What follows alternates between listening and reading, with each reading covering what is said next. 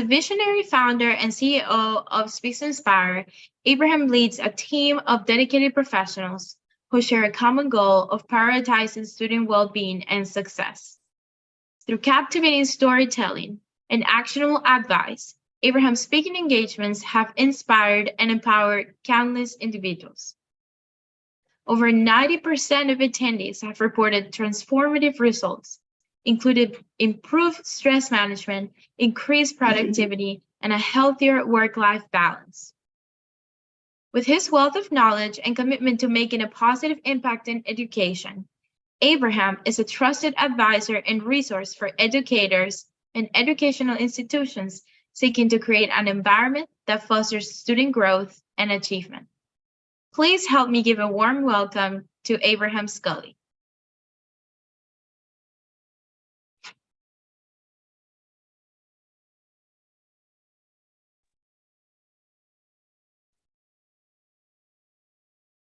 Hello, everyone. Welcome to this training. Thank you all so much for being here. Thank you for being a part of this, spending your time. As we know, it's the most valuable asset we have. So we appreciate the fact that you saw it necessary to attend this training. Again, as you heard, my name is Abraham Scully, and we're going to be talking about a very important topic and conversation. And our goal today in this session is to create a safe space for us to have honest dialogue and us to engage in a conversation, not only about suicide prevention, but about mental health, about stigma, and some of the barriers that are keeping students from seeking mental health support. So with all of that being said, thank you all for those of you who responded to the poll. I see that there are some people who have attended a suicide prevention or gatekeeper training in the past, and some of you who have not. So whether you have attended or have not attended a suicide prevention and or intervention training, this is going to be valuable for you. Just a few housekeeping. If you do have questions throughout the training, please save them until the end of the training, and I'll be sure to answer any questions once we get to the end. Since we are in Zoom, for those of you who are in the Zoom room, you can use the chat feature to enter any questions that you have, and we'll be sure to get to them at that time.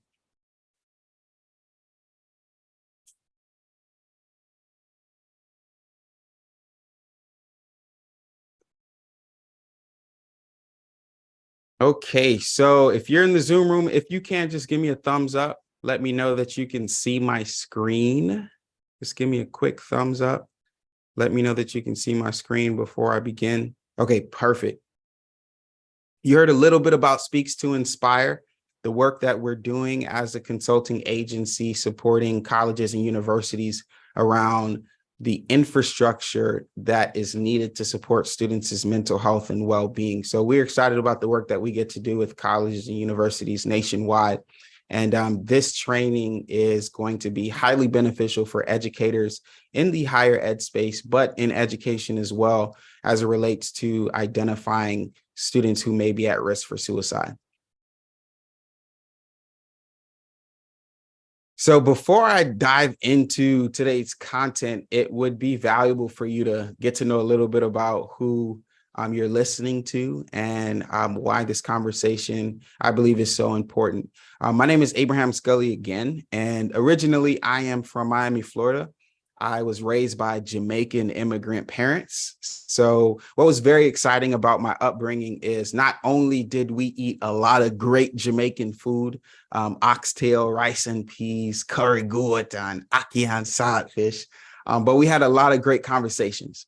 We had conversations about goals in life. We had conversations about what we learned in church service. But one thing that I found very young is that we didn't oftentimes or rarely ever talk about mental health.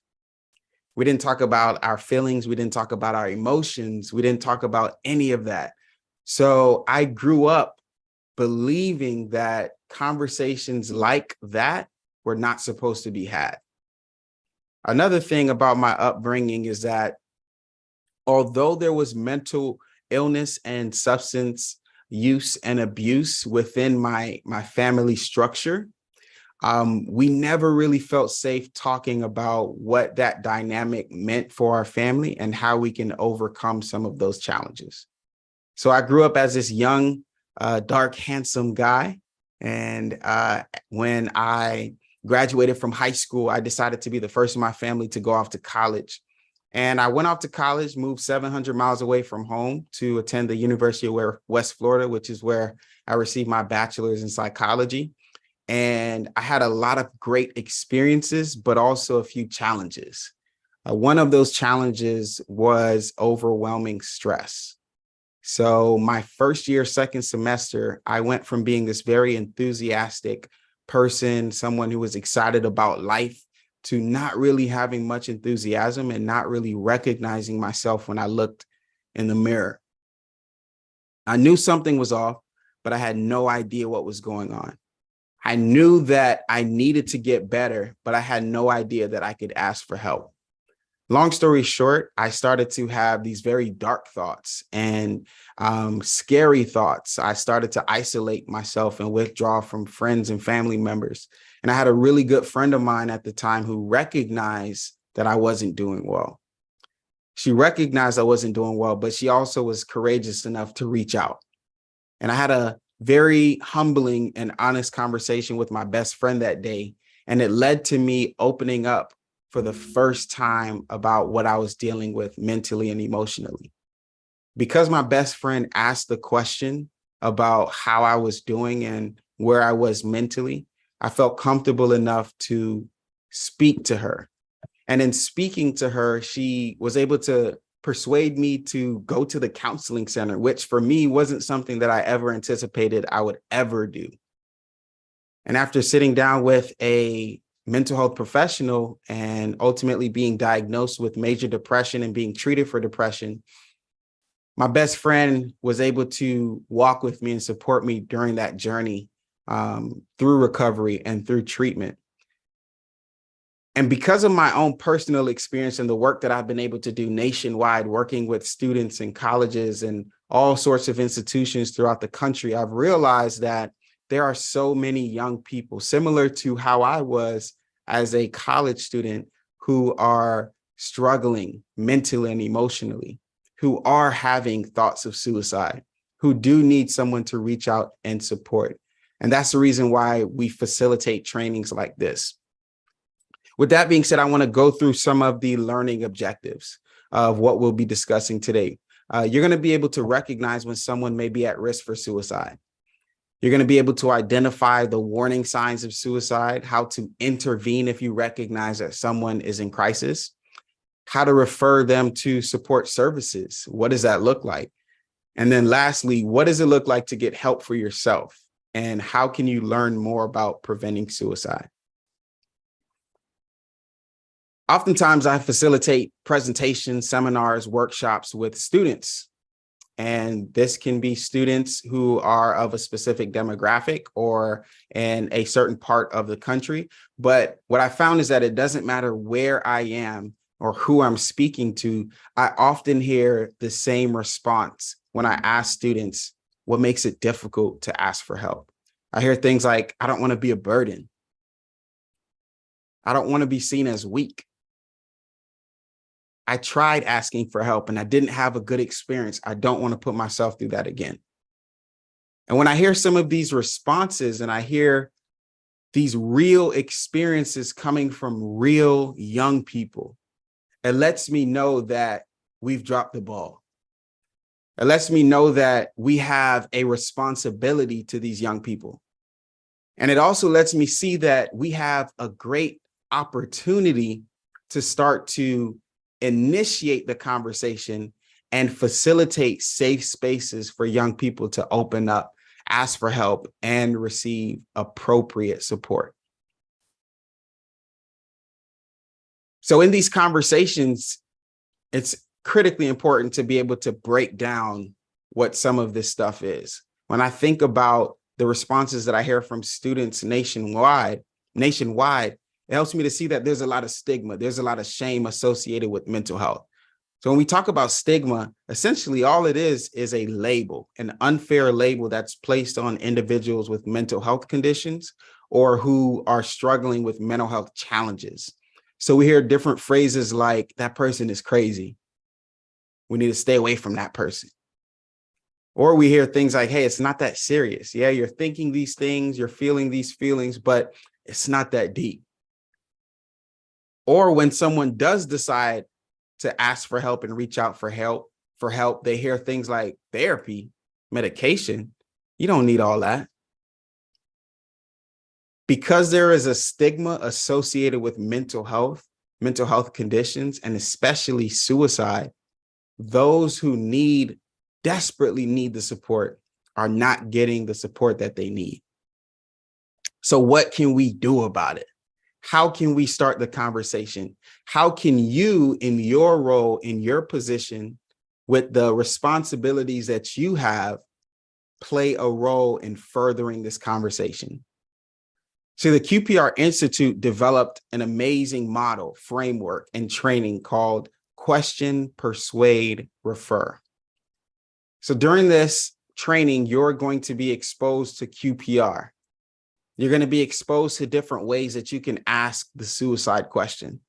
You're going to be exposed to different ways that you can persuade someone to stay alive. And I'm also going to teach you how you can refer individuals to resources, but then also, what does it sound like? What does it look like to identify what resources the students that you speak to actually need? Let's start off with what QPR is, what it is not. So QPR is not intended to be a form of counseling or treatment. Once you complete this training, you are not a certified counselor. You're not a certified social worker or psychologist or psychiatrist. Trust me, you need much more schooling than 2 hours of training. All right. If you want to go and pursue that route, that's perfectly fine. We need more counselors. We need more psychiatrists. We need more social workers, but you're going to have to go to school for that. Right. You're not going to be able to get that extensive education in this training. However, QPR is intended to offer hope through positive action. How can you offer hope with the information that you have and the resources that you have? That's what we're going to discuss today. Now, there are a lot of conversations about suicide, about someone taking their lives or even having these thoughts of taking their lives. And some may say fortunately, some may say unfortunately, because we are in the digital age, the technological age, we're able to see tons of stories of individuals who we know of who have died by suicide. We think about the different celebrities, athletes, singers, artists, right, who have taken their life. And we think about these things and say to ourselves, how could this person decide to take their life if they have everything that anyone could possibly want? We're going to talk about it. But first, we have to discuss what are some of these myths? What are some of these misconceptions similar to this person having everything that they could possibly want? Of course, they're not thinking about suicide. But is that the truth? The first myth I want to talk about is the fact that talking to and or asking someone if they're having suicidal thoughts will trigger someone to take their lives. That's a myth. Talking about suicide, asking someone if they are having suicidal thoughts, in fact, what it does is it lets them know that they can have a conversation with you. Many times someone who is considering suicide, they're actively looking for someone that they can have the conversation with. But because the stigma and the shame that's associated with these conversations exists, they don't feel safe having the conversation. But more times than not, when you initiate the conversation by asking the question or talking about suicide, then this individual who is considering suicide, they now feel safe to talk with you. And in having these open conversation, it actually lowers the risk of this person taking an impulsive act towards harming themselves. The other myth is that young people never think about suicide. They have their entire lives ahead of them. The fact is actually that suicide occurs among young people. It's actually the second leading cause of death among young people ages 15 to 24. right? And with this being the statistic that is true about young people, we have to demystify this lie or this misconception that young people don't die by suicide or don't consider suicide. Thoughts of suicide and suicide itself has many layers that we must uncover in order to truly understand why individuals die by suicide. So yes, young people do take their lives as well. The other myth is that there's really nothing you can do to help someone who's already thinking about suicide or even has a plan to take their life. That is a lie. The fact is actually that most individuals who are suicidal, they don't want to die. They want to end the pain, and suicide seems like the only option to end the pain. Now, I don't know if you've ever been in a situation where you experience intense emotional, psychological, mental pain to where the only thing on your mind was, I just want to end this pain. I just want to end it all. But there are so many people who are in that position, especially now, who don't necessarily want to take their lives. They just want to know that there's a possibility to end the pain. And if we can provide another option, individuals who are considering suicide may be willing to take that option.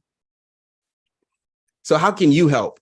What exactly can you do to further this conversation and to support the young people that you're responsible for?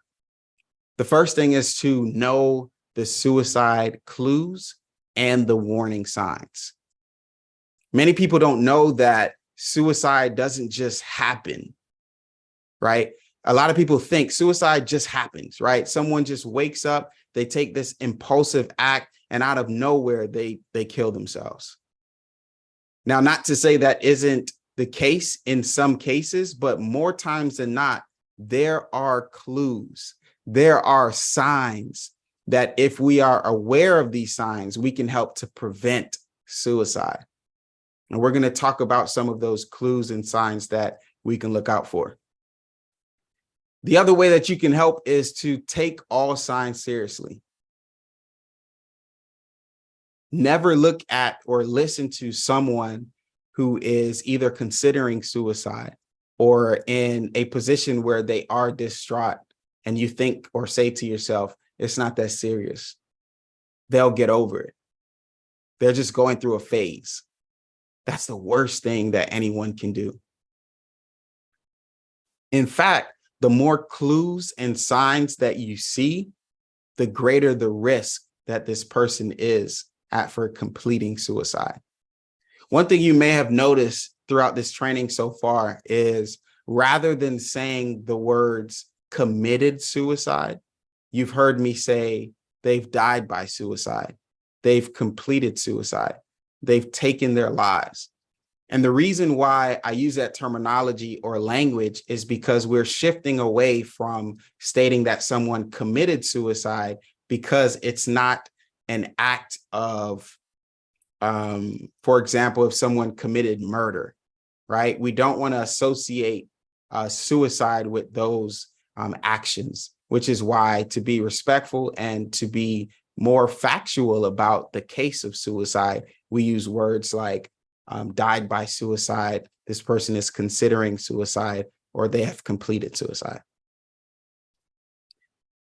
So let's talk about some of the clues that you can look out for. But before I dive into some of these clues that do exist, I would love to share, to hear from you in the chat. What are some of the clues that you can think of that exist around signs of suicide? Warning signs of suicide. What are some clues that exist? Go ahead and share with me in the chat.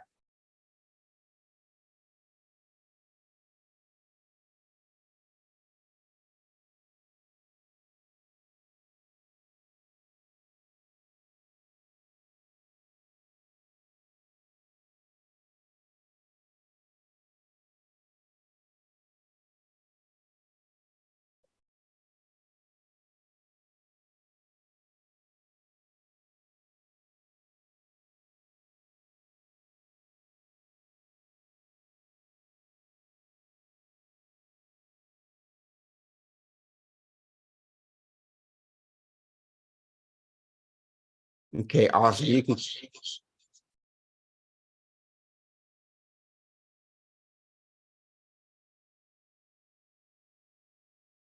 can continue to share your responses in the chat. So talking about some of the clues that exist, there are direct verbal clues, things that we can hear that are obvious clues that someone is thinking about or considering suicide. There are indirect verbal clues. There are behavioral clues, and there are also situational clues. So we're going to dive into each of these clues and give you some examples of what this can and may look like. When we talk about direct verbal clues, these are things that we hear someone say, and this person is obviously considering suicide. We hear things like, I've decided to kill myself. I wish I were dead. I'm going to commit suicide. I'm going to end it all. If such and such does not happen, I'll kill myself. If she doesn't say yes to me when I propose, I'm going to kill myself. If I don't pass this exam and I fail, I'm going to kill myself. These are verbal clues that we can listen out for. And that immediately should send the red flag that ding, ding, ding, ding, ding, this person is considering suicide. I need to intervene. Now, continuing on the theme of clues, there are also indirect verbal clues. So sometimes individuals who are considering suicide, they will say something that it may not directly relate to them taking their lives.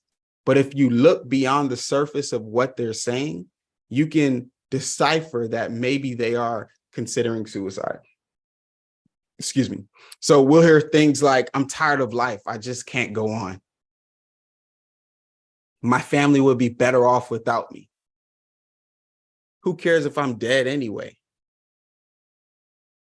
I just want out. I won't be around much longer. You don't have to worry about me. Right? These are things that we hear. And some of you who are listening to me right now, you've heard these things and maybe you just, glossed over it thinking that, oh, they're just saying that. Oh, they're just going through a phase or they're just having a hard time. Maybe they might be. But the reality is we want to take all signs seriously. You never know when someone may say that thing, and that thing is the last thing that they actually say.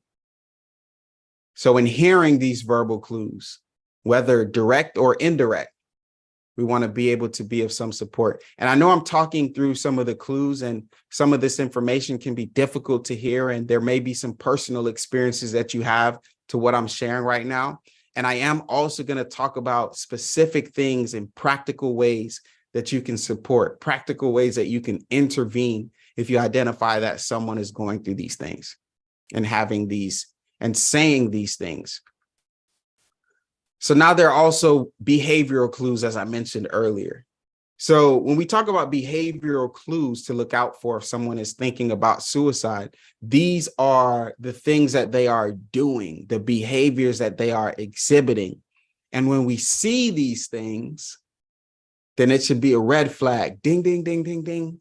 This person may be thinking about suicide. This person may be on the brink of taking their lives. So we'll see things like maybe they had a previous suicide attempt. They tried taking their lives and it was unsuccessful. This is a clue, a behavioral clue that we should check in because maybe they may be thinking about attempting again.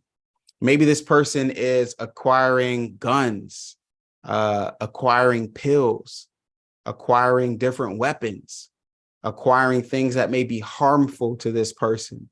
And you're recognizing these behaviors. Maybe co-occurring depression, moodiness, hopelessness, substance use disorders, substance abuse, right? Different illnesses or actions, behaviors that this person is exhibiting that can potentially lead them to want to end their lives.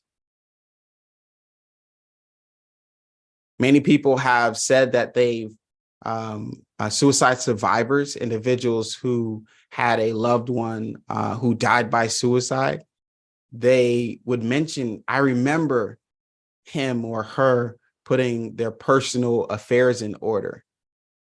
I remember they were talking about, I'm going to increase my life insurance. I'm going to make sure I have the will. I'm going to make sure that I say my goodbyes to my friends. I make sure that I make amends with relationships that maybe weren't the best, right? Putting their personal affairs in order. I remember they were doing that, but I had no idea that it was a sign or a clue that they were thinking about suicide.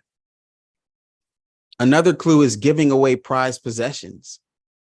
So many young people, right? They obviously love their devices, whether it is their phones, video game systems, TVs, shoes, any collectible items, something that is of worth and value to this individual. And for some reason, they're giving it away. They don't want it anymore. They think someone is better off having it. Right? These are clues that we can look out for. Maybe a sudden interest or disinterest in a specific religion or a specific group, right? And many times people have questions about this one. And the reality is sometimes this sudden interest or disinterest in religion comes about because individuals who are thinking about suicide may also be thinking about the afterlife. And if they're of a particular religion or a particular faith, they either believe that when they die, they may either go to hell or go to heaven. So if they're thinking about ending their lives and they're believing that there is an afterlife, there's something that happens once they die, then there may be this sudden, almost sporadic interest in religion or disinterest in religion because maybe they've lost their faith. They no longer believe because of the internal pain that they're experiencing. I talked about it a little bit earlier, but drug abuse, alcohol abuse, right? Especially if there is a very hard relapse after a moment or season of recovery. So when we see someone who is abusing drugs, right? And I'm not talking about just a beer here and there or, whatever that vice is for them, but obviously abusing it to the point where it's affecting their day-to-day activities. They're not able to show up to work because they had a hangover. They're not able to function in class because they're high or they're drunk. They're not maintaining their friendships because they're abusing drugs. They're utilizing their time to smoke or drink rather than engaging in human interaction, right? These are signs. And then unexplained anger, irritability, aggression, right? There's one misconception that someone who has a mental health condition or is dealing with mental illness is also aggressive, but that is a misconception, right? Just because there is aggression, it doesn't mean that it is synonymous with mental illness, right? But someone who is considering suicide, maybe they are so overwhelmed with the psychological stress and distraught that they're experiencing that they're angry with life. They're angry with everyone. They're irritated. They're easily irritated, right? So these can all be behavioral clues that we can look out for. Now let's talk about some of the situational clues. Situational clues are simply events that happen in an individual's life that can potentially lead to them wanting to take their life. Life is not worth living if I'm fired from this job that I spent all of my life hoping to get. Life is not worth living if I spent all this money through student loans and I have all this debt and I can't find a job, or I'm now on academic probation, right? These are situations that occur that can lead someone to believe or think that life is not worth living. Maybe having to move and they didn't want to move, right? I know, when COVID initially happened in 2020 or so, there were a lot of school shutdowns where it didn't matter if a university or college had was a residential institution and students were living on campus. There were students who were forced to leave campus, their new home, and go back to their home, right? And for many young people, their homes weren't the best environments. Maybe there was abuse going on. Maybe it was a toxic environment. And now young people did not have a choice to be in a different environment. So a recent unwanted move, there are many international students who experience having to transition from place to place because of the specific demands and requirements of what is necessary to be a student in the United States, right? So these are things that happen in a young person's life that can lead them to believe, you know, it's better to not even be here. I might as well take my life. Loss of a major relationship, a really bad breakup, or losing a mentor, losing a therapist, losing a counselor, losing a pastor, losing a best friend, losing a pet, right? These are things that can happen, losses that can happen, that can potentially lead to grief, and that grief can lead to someone wanting to end their life. Now, when we talk about suicide survivors, I mentioned earlier, suicide survivor is an individual who had a loved one who died by suicide, and this individual survived. This individual is still here, right? That individual, because they lost a spouse, a friend, or a child by suicide, the likelihood of them thinking about and contemplating taking their own life is higher, right? The risk is higher because they have someone that they know who also died by suicide. Now, going down the list, if someone just received a diagnosis of a terminal illness, this can be cancer. This can be maybe a injury that now ends someone's sports career, right?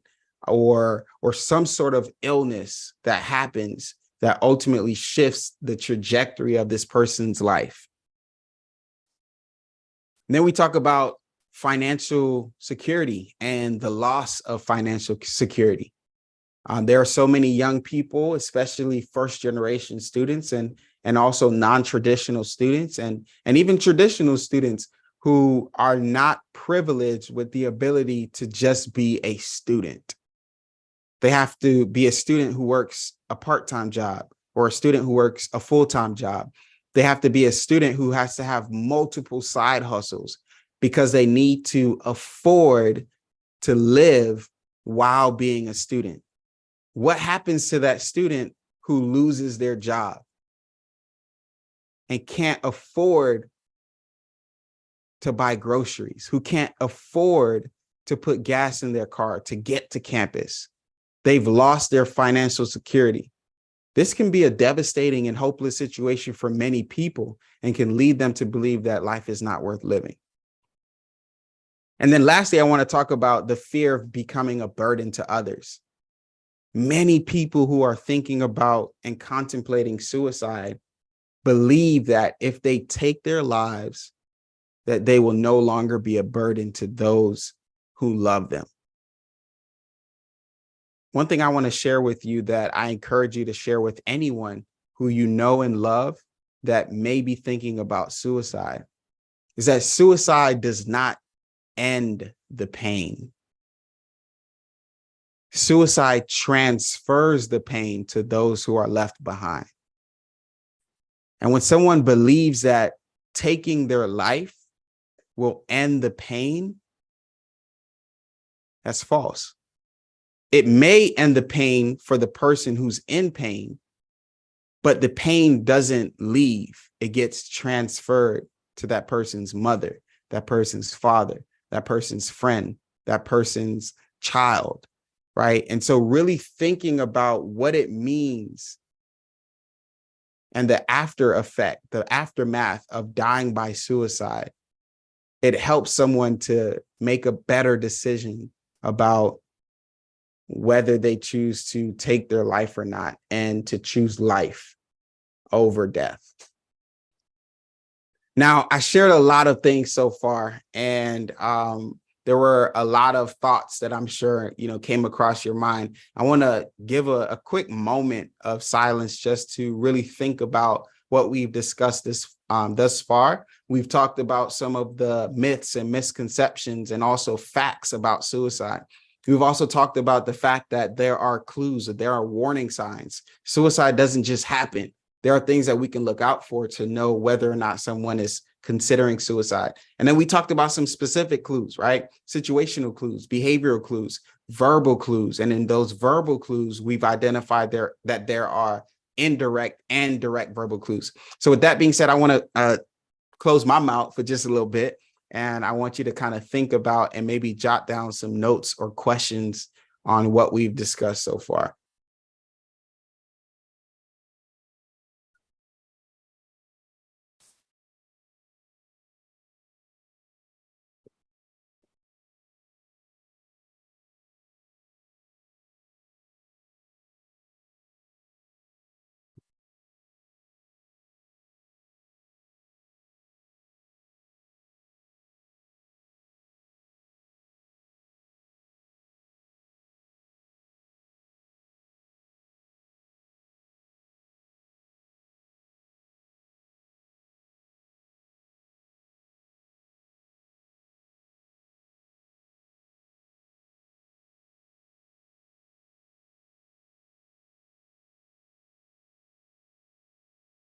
All right, as you are writing some notes and finishing up some of those final thoughts there, I'm going to play a quick video. And in this video, I want you to think about and listen for what is important and what does it take to help prevent suicide.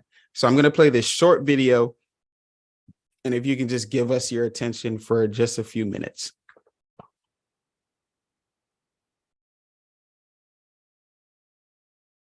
Attention. I keep yelling at him. I say, if you get any closer, that's it. Because all I got to do is nudge back. And what happens? Because somebody is 4 or 5 minutes late getting home, they roll down their window as they come by and they yell out, "Jump, you SOB!" What could I have done different? I was tired of living this lie.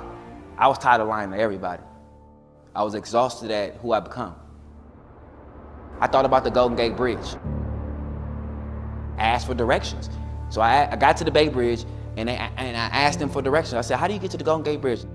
But I was telling myself, okay, whoever I ask, I hope that when I ask them, they'll look me in my face and they'll see something inside of me and ask me, well, why are you going to the bridge? Because part of me on the inside was ready to say why I wanted to go. I mean, I was really looking for a reason to continue to live. I couldn't find anything. And the lady just looked at me in my face and gave me a plain look. She gave me directions.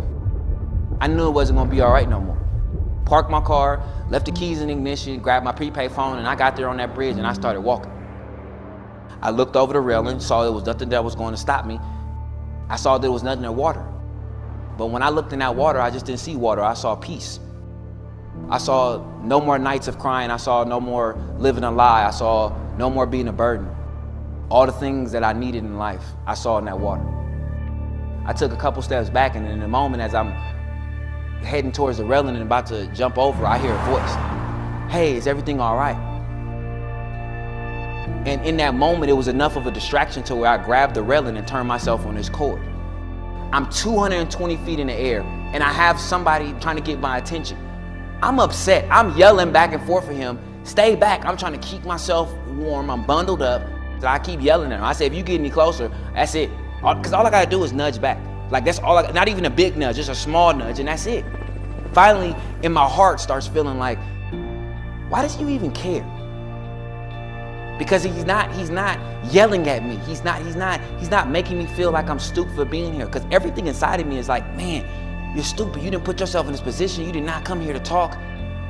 I came here because I was in pain and I was trying to get out of it. But here, after 15 minutes, this voice starts to penetrate me in my soul, and it gets a little closer, and I start to hear him. I never look up, and in that same position on that bridge, with my feet hanging off the cord, and at any moment I could do this and it could be over. And for 92 minutes, this individual, this human, just listened to me. Now, think about that when I say that. For 92 minutes, he sat there, he stood there, and just listened to me. So after this time, he decided on his own to come back over the rail. And I said, what did I do that helped this situation? All he told me was, you listened. You let me speak and you listened. That's all this guy was looking for, and I think that's what so many people are looking for. Shortly after this incident, I received a letter from Kevin's mother. Dear Mr. Briggs, I adopted Kevin when he was only 6 months old, but you are one of the reasons Kevin is still with us. I truly believe Kevin was crying out for help. We truly thank God for you. Sincerely indebted to you, Narvella Berthia. It's really good. We have a choice. Are we going to take the path of none of my business, they should handle it? Are we going to confront them head on and say, hey, I'm seeing these things. What's going on? Let's talk. Listen to understand. That's the key. Listen to understand. Kevin Briggs is known as the guardian of the Golden Gate Bridge. He spent more than 2 decades talking people down from committing suicide. I want them to know that there is hope, and we want to help you. We want to know about it. Don't feel that you're alone in this. Briggs talked roughly 200 people out of suicide. We don't have to be doctors, psychiatrists, and all that. We can do this right here, right now, to be able to have that courageous conversation with someone. I just focus on going this way. I don't worry about going back. I don't worry about left, I don't worry about right, I just worry about forward. I used to think I was alone and nobody in the world felt like me. Now that I know it's people in the world that feel like me, it's my job to help them out, to encourage them, let them know, hey, I've been where you've been. The darkest point that you ever thought you could ever be, and I came out of it.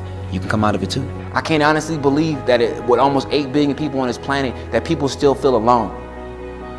And that's why we all gotta come together. 2 ears and 1 heart. That's what saved my life, and that's what all of us in this room possess. Challenge yourself today and in the future to look out for each other. The moment people feel heard, they get healed. The moment. But they have to be heard. Listening can save people's lives, and we all can do it.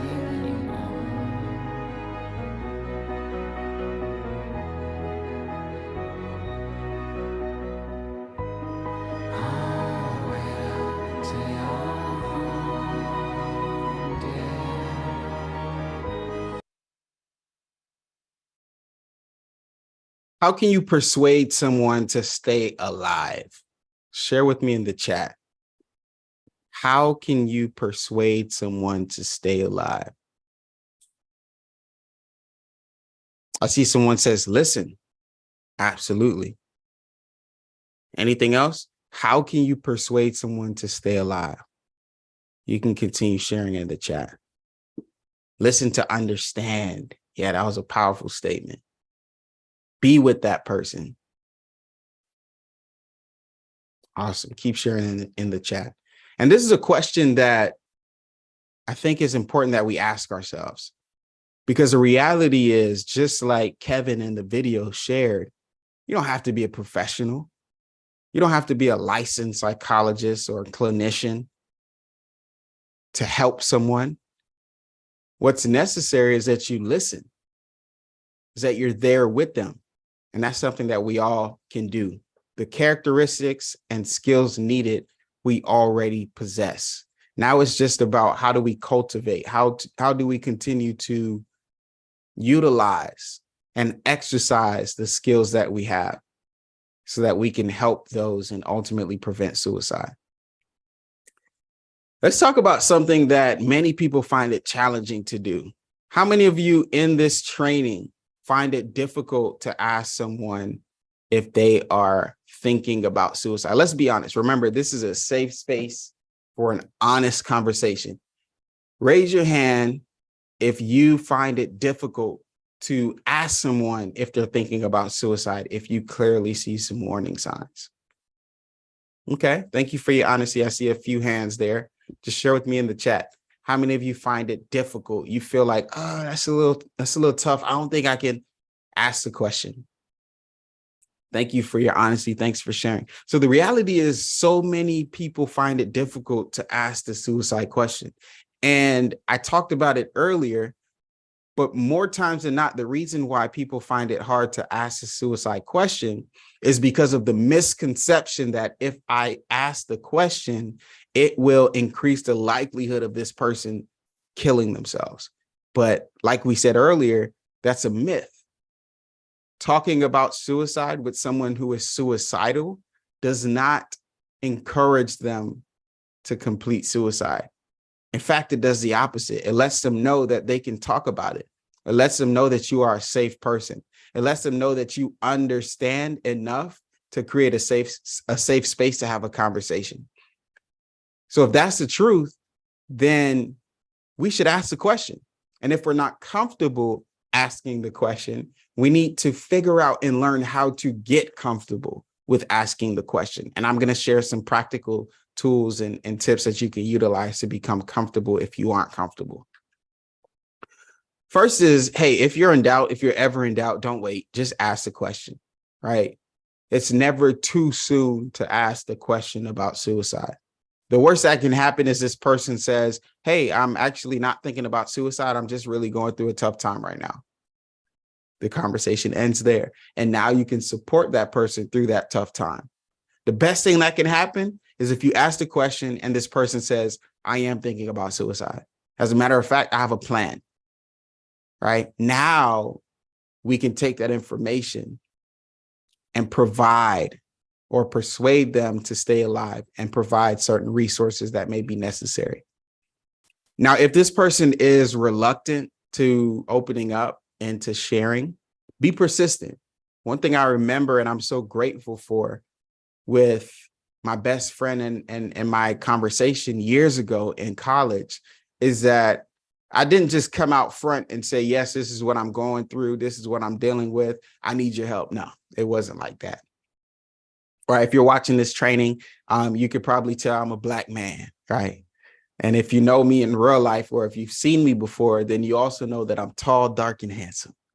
Right. And so when I think about being depressed or going through challenging things, I felt like people like me, we didn't go through these things. And if I found myself struggling in this way, I would never talk about it. So my best friend had to be persistent. She had to be consistent. And it was necessary for her to do those things to make me feel comfortable enough to talk with her. So be persistent, even if that person is reluctant. Now, the other thing that you want to do is you want to talk to the person alone in a private environment. Because suicide and talking about suicide is a very intimate and very vulnerable conversation, you never want to put someone who is thinking about suicide in a position where they are out front and anyone can hear what they're talking about, right? A part of creating a psychologically safe environment is also creating a physically safe environment. So that may mean speaking with them in a car where it's just you and that person, speaking with them, outside on a walk where it's just you and that person. You don't want to, be in a movie theater, right? When it's pitch black and it's quiet, and then you ask them about suicide. Or you don't want to be in a coffee shop where there are people around and you ask them this difficult question that it can be difficult for many people. You want to pick the setting, make sure that you're very intentional about having this conversation. The other thing is to allow the person to talk freely. One thing I really love about the video that we watched with Kevin and how he was supporting the other Kevin and ultimately, helping to save his life is that Kevin didn't show up with all the right answers. He didn't show up with the solution. he actually showed up and was curious enough to ask questions and curious enough to listen to what Kevin was experiencing. And in doing that, Kevin felt safe and felt heard and felt seen, and he spoke freely.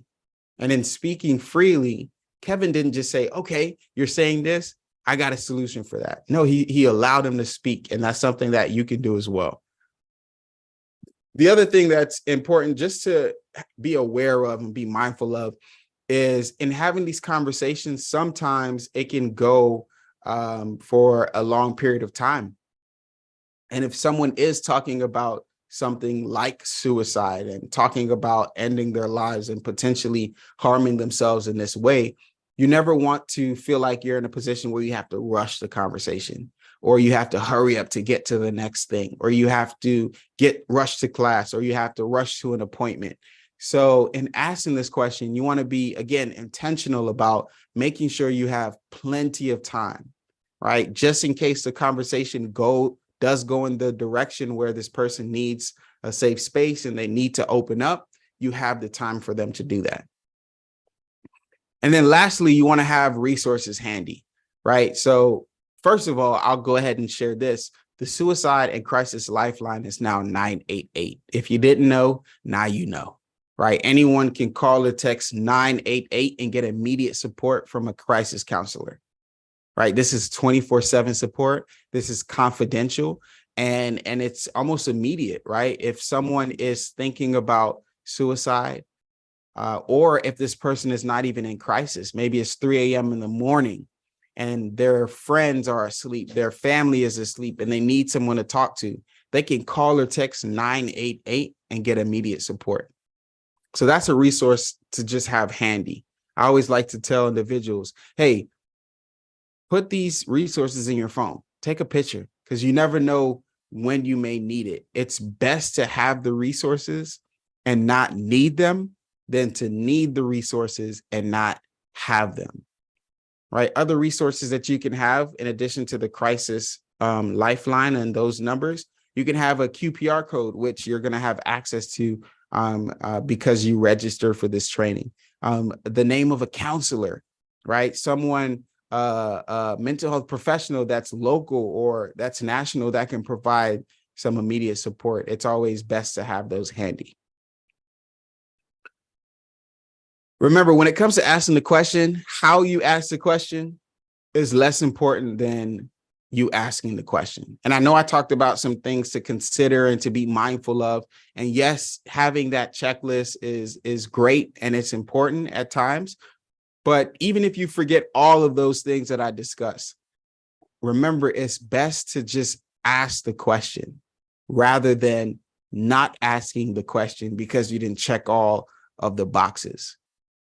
Because again, when we think about suicide, it's important to recognize the clues and the warning signs, and then also make sure we take all signs seriously. So if we see something that's questionable, if we see something that may worry you, ask the question. Now, QPR Institute, the great thing about this framework is it's 3 steps, right? And this is what will be your intervention plan. And the great thing about this framework is that it's simple, practical, and it's easy to remember. I've mentioned some of these things to you already. The Q, which is to question, ask the question. The P, which is to persuade someone to stay alive. And the R, which is to refer them to appropriate resources. I'm going to go more into depth with these 3 steps and help you to develop what you will use from this point forward as your own intervention plan. Now, in intervening, right, and seeing these things and now wanting to do something or say something to this person who is considering suicide, you can approach this conversation in many different ways, right? So I'm going to talk through some of these different ways that you can approach the conversation. One is you can have a less direct approach. So maybe you are okay with having the conversation, but you're not that comfortable. Maybe you have a relationship with this person, but you're not that close. Maybe you've seen this person here and there and you don't have a relationship at all. And you feel that it's more effective for you to be less direct than direct with you taking these intervention steps, then you can take a less direct approach. So it sounds like things like, hey, have you been unhappy lately? I've noticed that you have been showing signs XYZ. Have you been unhappy? Have you been worried? Have you been stressed? One great rule of thumb when engaging in these conversations is to think about and say a few different things. The first thing to think about is to identify a specific behavior.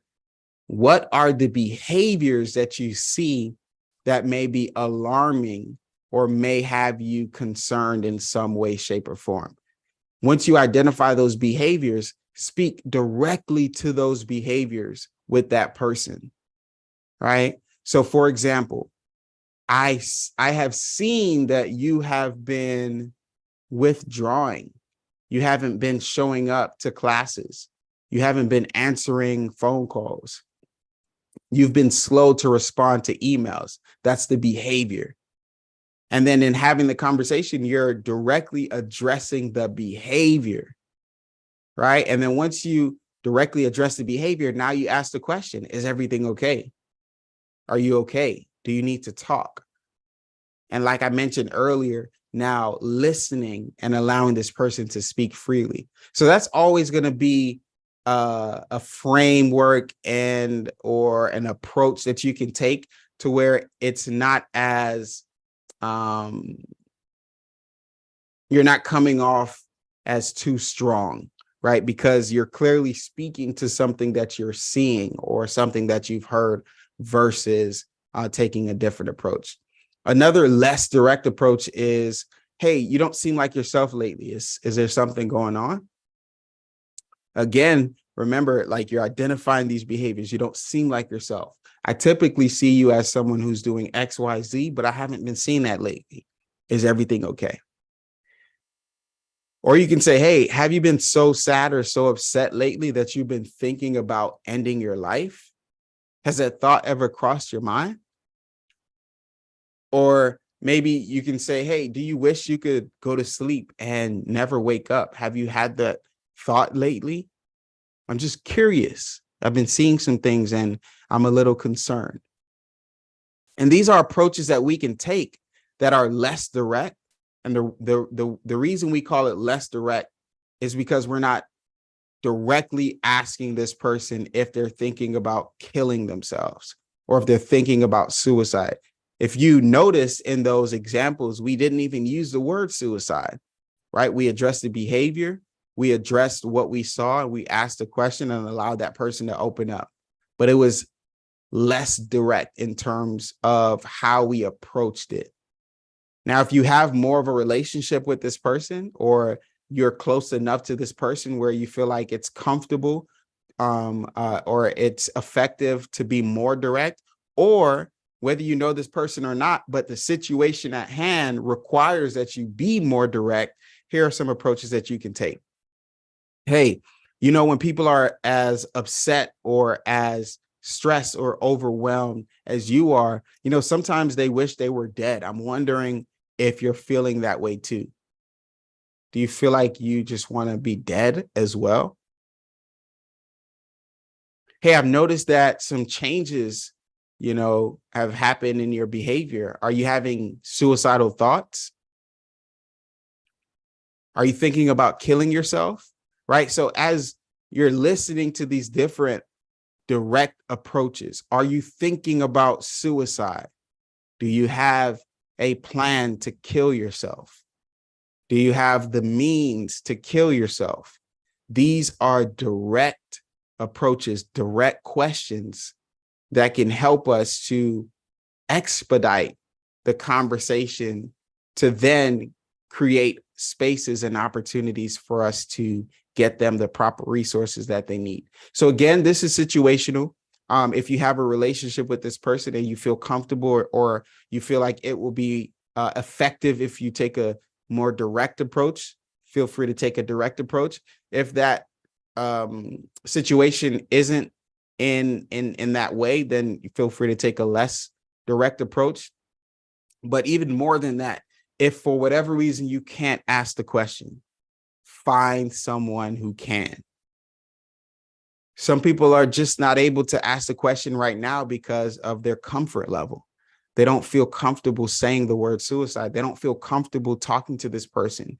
Maybe they've tried and they didn't get a great response, or maybe geographically or whatever, they're not able to ask the question. If you can't ask the question and you have some doubts and you have some concerns, it's best to find someone who can ask the question. Now, I know I talked about asking the question is more important than how you ask the question, but I can't say that without telling you that there are some ways that you just shouldn't ask the question, right? And some of these things that I talk about, they're going to be pretty obvious to you. But for some people, it's worth addressing these so that you have you're mindful of some things that if you say them, they can be harmful in terms of moving forward and intervening to support someone. So things you don't want to say. You don't want to say, hey, you're not thinking of killing yourself, are you? You wouldn't do anything stupid like taking your life, would you? Yo, suicide is a stupid idea. That's dumb. You're not thinking about suicide, right? Now, for those of you who are in the training, I want you to think about some of these responses. Share with me in the chat, why wouldn't we ask the question in this way? Why is it not a good idea to ask the question in this way? Share with me in the chat. I'll give you some time to share some of your responses. Yeah. Thank you so much for sharing. Thank you for your transparency. Awesome. You can continue sharing in the chat. 100%. So you don't want to say those things because it can feel like you're being demeaning. It can feel like you're telling that person, hey, don't tell me you're actually thinking about suicide, especially if you ask the question that way. That's what they're going to be thinking. Of course, I'm not thinking about it. That's stupid. When in fact, they may be thinking about it. And now you have just exposed yourself as an unsafe person. All right. So now let's talk about the P. We've talked about asking the question, how to ask it, how not to ask it. Now, how do we persuade someone to stay alive? Here are some things to consider. Listen to the problem and give them your full attention. Now, oftentimes when we think about listening, many people, when they hear the word listen, they think it's synonymous with hearing. There's a difference between listening and hearing, right? When you listen, it's an active position and an active posture when you're interacting with another human being or interacting with anyone or anything. It's active. When you're hearing, it's passive. You can be in this training right now. You can hear everything that I say, but you're not listening. So you're not comprehending. Maybe you are on your phone while you're in this training. So you're hearing me, but you're not really listening. You're not really in tune. Maybe you're in another meeting because, you know, our educators, we're always busy, right? You're always busy. So you have multiple things going on. Maybe you're answering emails. So you can hear me. It's a passive posture, but it's different than listening to me, right? So in order to persuade someone to stay alive, you got to listen to the problem. And I put emphasis on the word problem because oftentimes when someone is considering suicide, they're not thinking about suicide because they believe it's just a great idea. They may be thinking about suicide because they have a problem that they don't believe can be solved. And the only solution to the problem in their mind is suicide. So when you can listen to the problem, you can help to create effective solutions. Let's say, for example, you're speaking with a young person and they're in a very serious relationship. And you know, on the outside looking in, that this is not really the best relationship for this person. There's some toxicity there. Maybe this person that they love does not really love them, doesn't really respect them, doesn't really care for them, but they are head over heels for this person. And they love them so much that they're considering asking this person to marry them. They're considering proposing, right? And in their minds, they're thinking to themselves, oh my gosh, I'm going to ask them, to marry me. And I know we have some of our challenges and things like that, but I'm going to ask them to marry me. And you know what? If they say no, if they decline, if they reject me, I'm going to kill myself. Because life is not worth living if I have to live without this person. And if I have to see this person with another person. And the scenario is they go and ask this person, will you marry me? And this person says, no. Now, this young person is now having a conversation with you, and they're talking about how devastated they are about the fact that they were just rejected. And they're talking about how they love this person so much, they can't see themselves without this person. And now they're going to kill themselves because life is no longer worth living. Now, in that conversation, many people who are unaware, they will address the fact that this person wants to kill themselves instead of inviting a conversation about the problem. And the problem in this case is that they were just rejected by the love of their life. So if we can talk about the problem, listen for the problem, and speak to the problem, we can help this person to create effective solutions. So for example, let's just say an effective solution is, hey, as a matter of fact, yes, you're 21 years old and you're in love with this person, but have you considered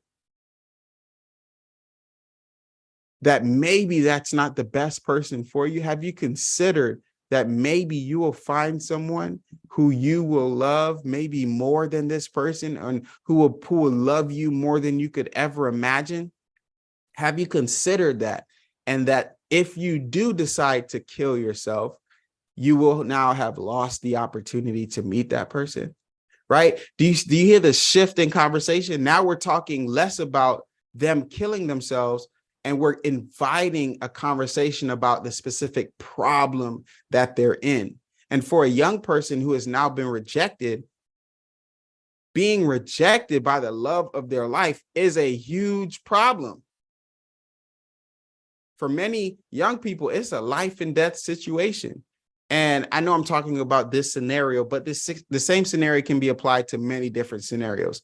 Maybe they failed a class. Maybe they got kicked out of school. Maybe they have to go back home. Maybe they have to leave the country. Maybe whatever the case is, whatever the scenario or situation is, it can be applied. But the key here is to listen to the problem. Listen to the problem.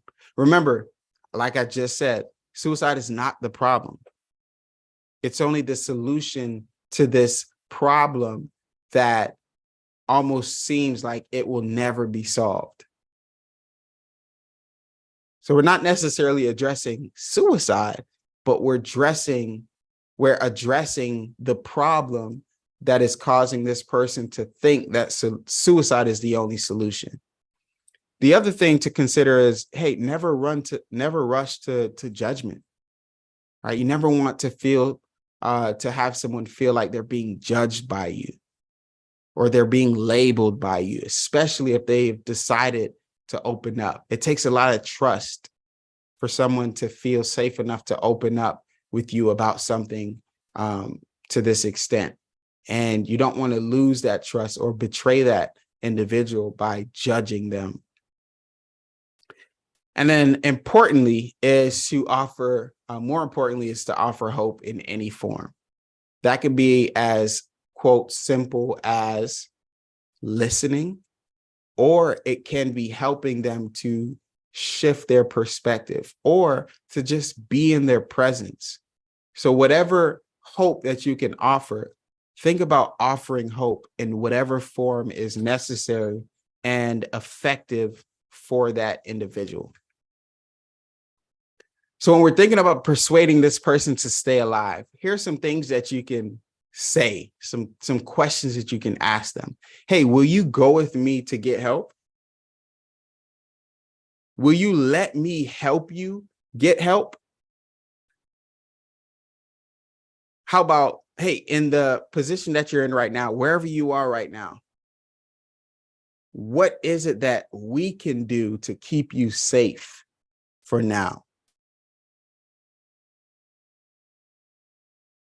And if you notice, I say the word we, because in saying we, I'm letting this individual know that they are not alone. They don't have to figure this out by themselves. They're not expected to have all the answers. They're not expected to go through this by themselves. What can we do to keep you safe for now? And then lastly, we talk about refer. So we talked about Q, which is to question, P, which is to persuade, and then R, which is to refer. Individuals who are considering suicide, they often believe that they can't be helped. More times than not, they believe that there is no solution. There's nobody with no level of experience that can assist them and get them to a place where they are not considering or planning to take their lives. So because this is the case for many individuals, we have to do more. Sometimes we have to do more. Sometimes we have to give more. Sometimes we have to be more. And I know that's a lot to ask from educators, especially those of you who are responsible for so many students at a time. And I'm going to talk about different ways that we can do more, be more for these people. That doesn't require you overextending yourself. I'm going to go through that. But I know it can be asking a lot at times, but this is the case for many people, is if they are thinking about suicide, if they do have a plan, right? Sometimes we have to do more. Sometimes we have to be more. Now, there are different ways that we can refer someone to resources. There are different ways that we can refer them to help. Here are some options to consider. I want to first talk about the best referral possible. The best referral possible. And I'd love to hear from you in the chat. What are some thoughts that you have towards this? The best referral that you could give is to take that person directly to someone who can help. That may be the emergency room. That may be a mental health hospital, a crisis unit. That may be some sort of facility. That may be to a counselor, to some sort of mental health professional. That may be calling 911, but taking them to emergency services. That's the best type of referral, taking that person directly to care.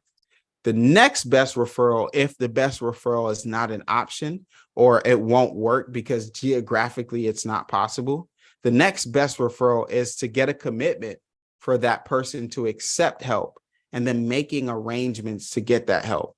I want to share with you a quick story, an example of a scenario that I was in where I was speaking to someone who was considering suicide.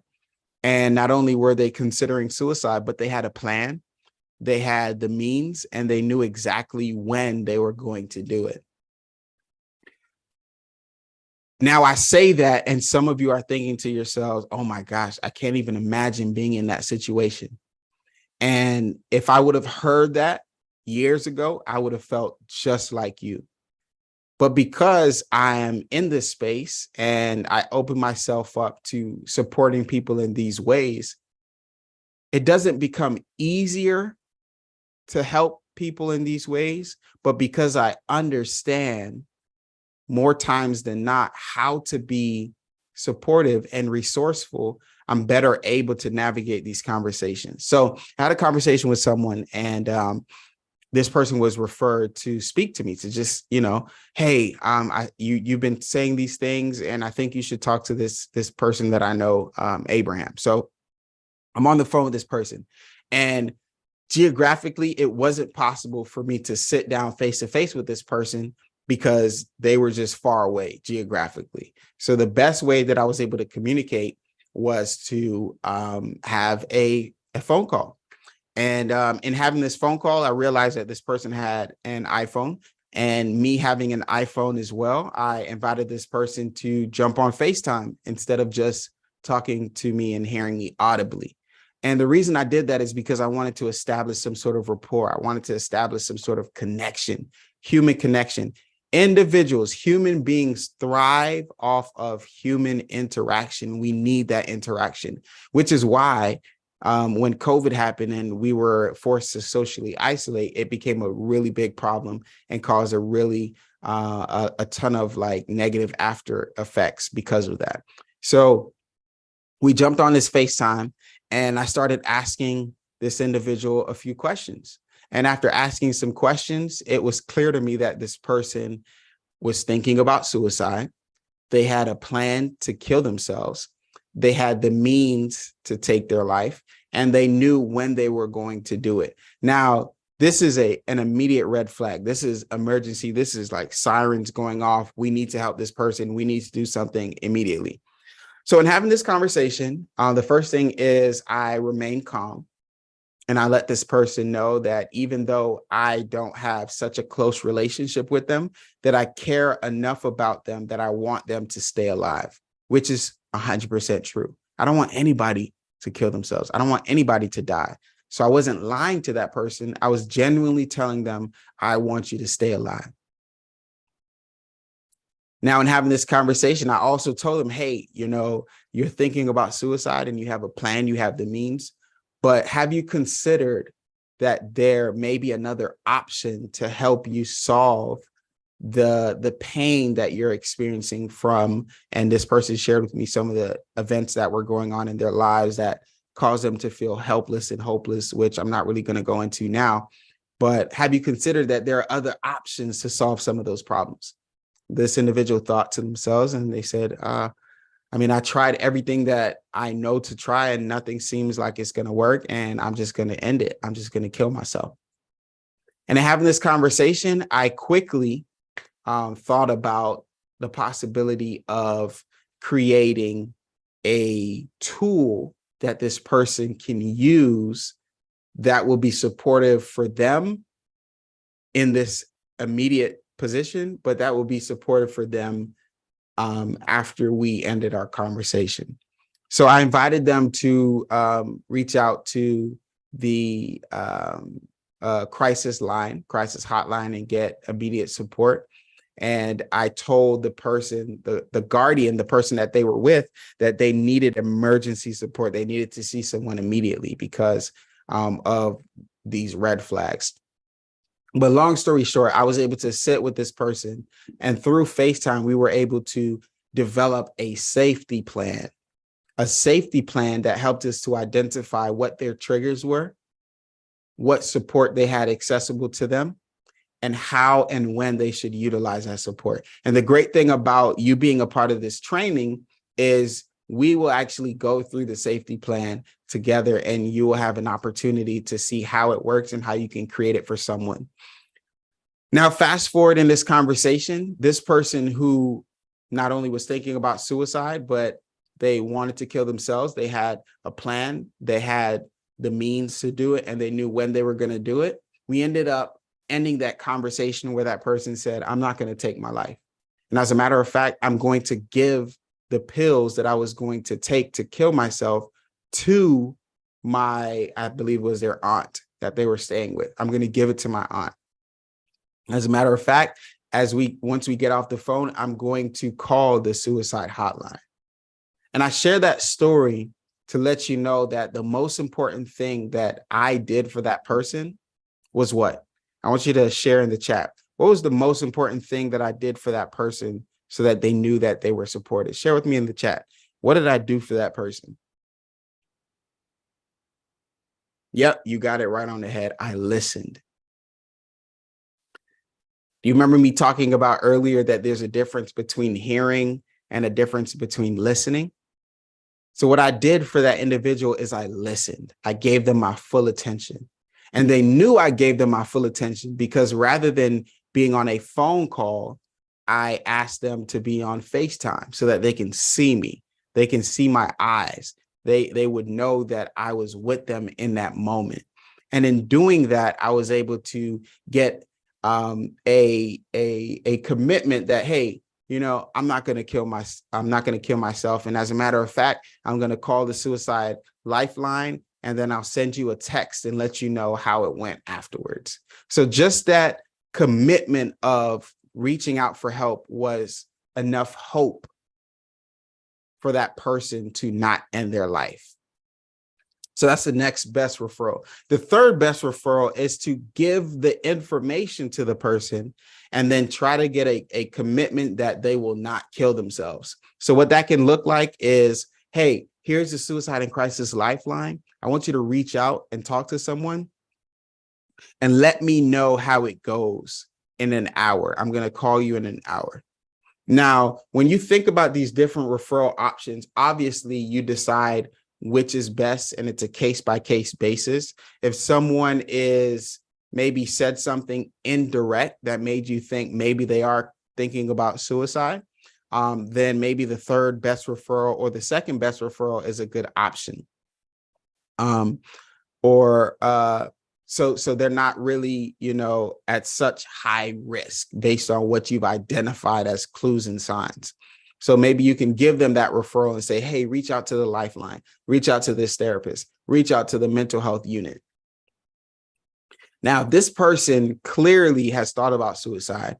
They've clearly showcased that they have the means and they have a plan. Now, the third best referral is not going to be the best option. The second best referral is probably not going to be the better option. The best option may be the first, which is to take that person directly to support. So in having these conversations, you will have to be able to assess the situation and ask different questions to be able to gauge where this person is. And in doing that, you're going to be able to determine which is the best referral option. Is that making sense for everyone in the chat? Just share with me. Is that making sense? Okay, awesome. Now, I want you to also remember all efforts to persuade someone to stay alive instead of attempt suicide will be met with agreement and relief. Don't ever hesitate to get involved or take the lead. Oftentimes, a misconception is that, hey, if I try to persuade this person to stay alive, then they're going to cuss me out. They're going to argue with me. They're going to be resistant. They're going to be this. They're going to be that. All these negative things are going to happen. But the truth is actually that you persuading that person to stay alive and letting that person know that you rather them, stay alive than to die, it's actually going to be met with relief. It's going to be met with agreement. It's going to give that person hope and let them know that suicide is not the best option. Now, we can say certain things that helps this person to feel this way, feel safe, feel hopeful, feel loved, feel encouraged. We can say things like, hey, I want you to live, not die. I want you to be around. I want to see you 5 years from now, 10 years from now. Right? You can say things like, hey, I'm on your side. We will get through this together. Again, I'm using that word we. We'll get through this together. You don't have to figure this out by yourself. Another thing to consider is to get other people involved, right? Asking the individual who is thinking about suicide, asking them, who else can we talk to that may be helpful for you? Who else do you trust? Who else do you feel comfortable with? Who else can we share this with? Because our goal is to ensure that you have what you need so that you want to stay alive. And this person may tell you, hey, I have a family member, I have a cousin that is in New York who, always, cares about me. And I think that we can have a conversation with them and pull them into what we are now creating as our support network, right? Maybe this person has a pastor. Maybe this person has a rabbi or a doctor or a sister or brother that they love and they trust and that they feel safe enough to share with. Maybe this person doesn't have any of these listed, but they have a professor, right? A staff member at their college, their university, that maybe they don't have a great relationship with this person, but they feel safe enough to open up with this person. Let's invite them in the conversation, right? And what we want to do is to get as many people as we possibly can together to then support this one person. Because what you don't want to do is you don't want to overextend yourself, as I mentioned earlier.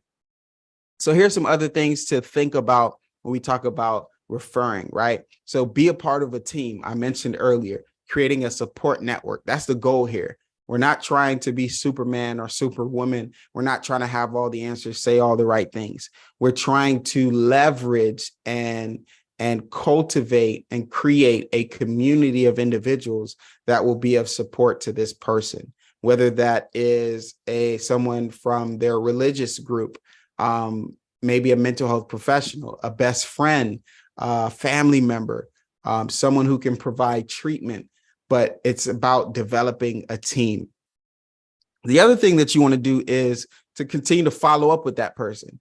Sometimes when an individual is considering suicide and they start doing better for some time, we tend not to reach out and to check in, right? But checking in can go a long way, right? And it can be as simple as giving that person a phone call or a text message and basically stating, hey, I remember, about a month ago, you were talking about ending your life. I know you're really going through a tough time.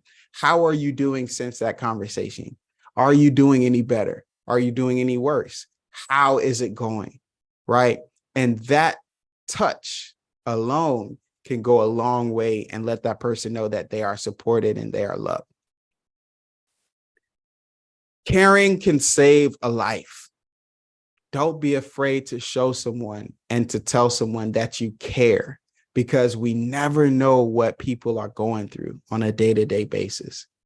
Behind the smile, behind the laugh, behind the facade, behind the money, behind the good grades, behind all these different things, we never know what someone is going through internally, mentally, psychologically, emotionally. So caring can really save a life. I talked about overextending yourself and not doing that, right? We've all heard if you've traveled on a plane before, or if you haven't, you possibly watched the movie or heard this in some way, but putting on your own mask, right?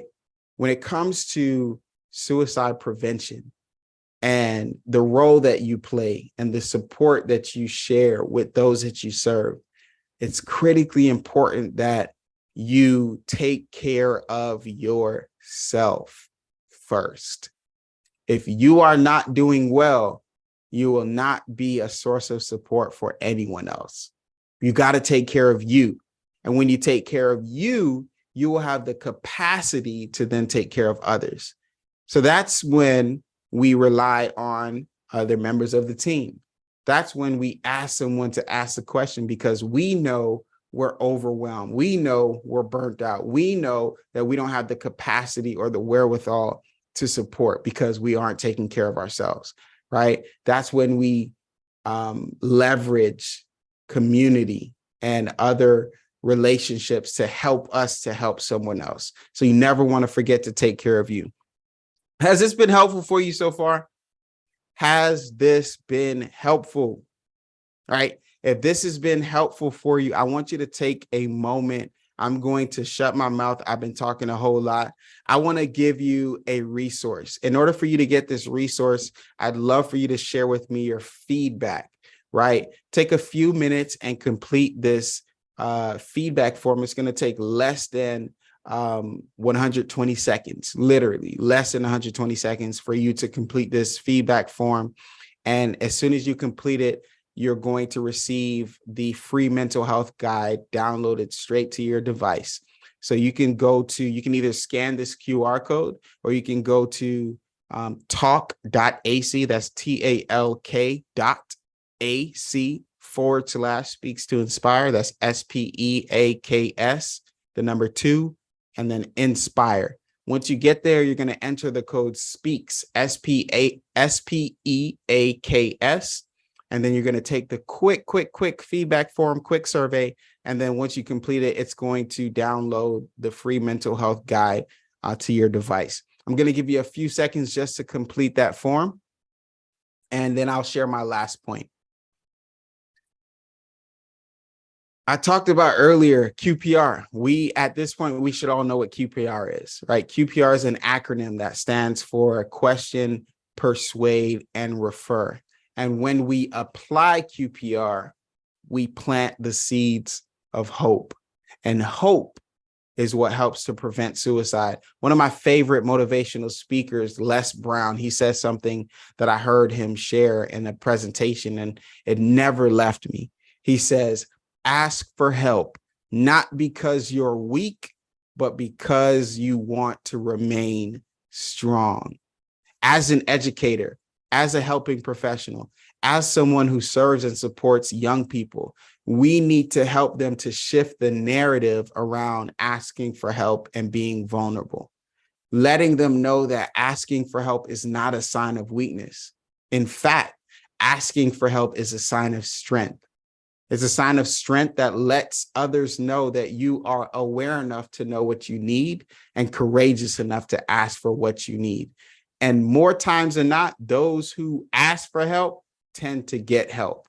A wise person once told me, closed mouths don't get fed. So with that being said, I hope this training was resourceful and helpful for you. I do want to share some final resources with you. Again, the Suicide and Crisis Lifeline is 988. You can call or text 988 or share this resource. Feel free to take a picture of this slide and keep it. You never know when you might need the resources. And then the crisis text line, you can reach the crisis text line at 741-741. You just text the word home, HOME. And last but not least, we have these resources as well as a ton of other resources on our website, www.speaks2inspire.com/resources. That speaks, SPEAKS, the number 2, inspire.com/resources. And you can find additional resources. Last but not least, we would love to be connected with you on social media. We are on all social media platforms. And if you want to continue the conversation and continue learning more about mental health and learning more how to have these conversations, feel free to connect with us on our social media platforms and say hey, and let us know that you watched or listened to the training and it was helpful for you and you got some value.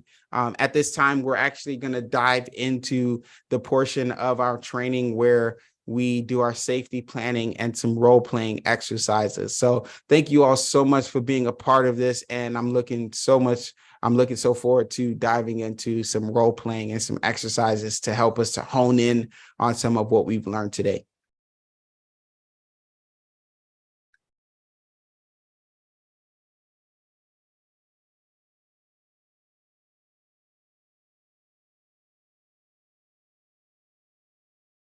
All right. With that being said, thank you so much for being a part of this training. I am going to hand it over to Estefania to share some closing remarks. And thank you again for spending some time with us this afternoon, this evening, or this morning. Thank you so much, Abraham. What an incredible presentation and useful information. I'm sure everybody that was in attendance and everybody that will be watching this recording is going to receive so much value. We thank all of you for joining us today and engaging in this important conversation about mental health and suicide prevention. We encourage you to continue to destigmatize mental health and promote a culture of understanding and compassion. So we invite you to take care, and we look forward to connecting with you again soon. If you would like to learn more about Speaks to Inspire, our resources and services, check out our website, speaks2inspire.com, or you can also reach out to us directly to our email, which is booking@speaks2inspire.com, and our team will be happy to help and connect with you. That will be all for today. Thank you so much for attending this training again. We hope this is valuable, and we look forward to hearing your feedback. Goodbye.